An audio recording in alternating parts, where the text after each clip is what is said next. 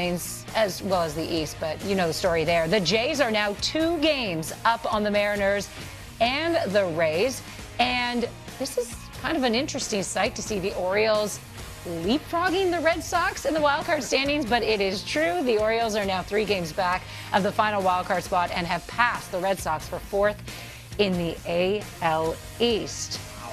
What year is it?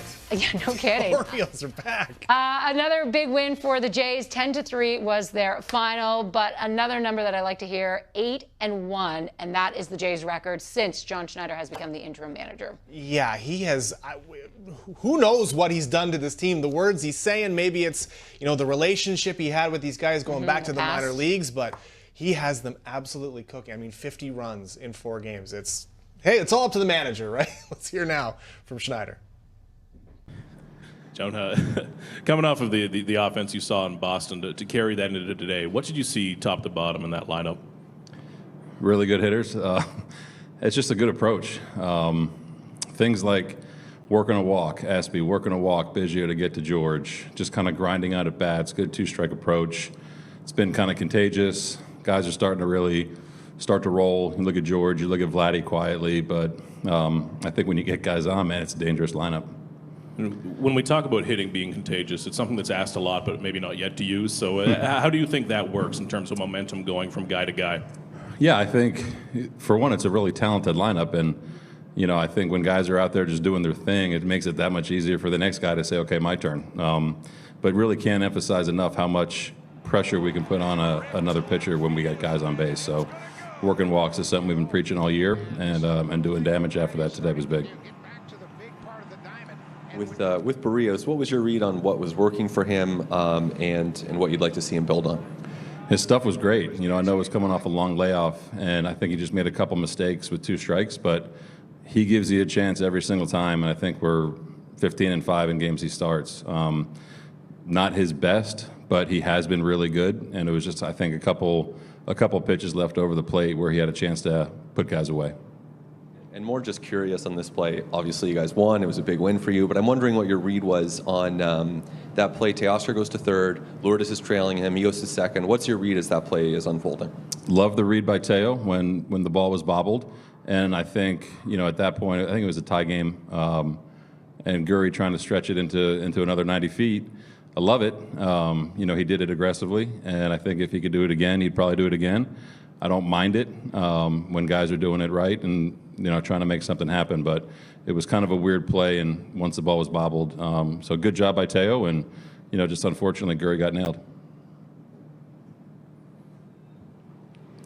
John, just after that play, the Chapman at bat, huge, felt like it was kind of pivotal in turning it around. Just in that moment, aside from giving you guys the lead, what does that base hit do in the context of how that inning was playing out? Really big. I think it sets up the bullpen the way you want to roll it out. He's been awesome as of late. Chappie has been really clutch. But I think, just at that point, going into the 7th inning with a 1-run lead, you feel obviously really good, as opposed to a tie game when you're waiting and seeing a little bit. But it was a huge at bat by Chappie. Hey, John. Just on the George Springer Grand Slam, what did you like particularly in that at-bat? It looked like he was a little frustrated with the 3-1 pitch, I think, and then obviously came back and reset himself. What did you like about that at-bat? The result? I mean, he's a stud. He's really good, and, kind of all over the place in the zone there. And for him to kind of lock it in, took an aggressive swing 3-0, borderline pitch 3-1. And then to lock it in, he's continuously made, big plays and big moments his whole career. So it was huge, obviously.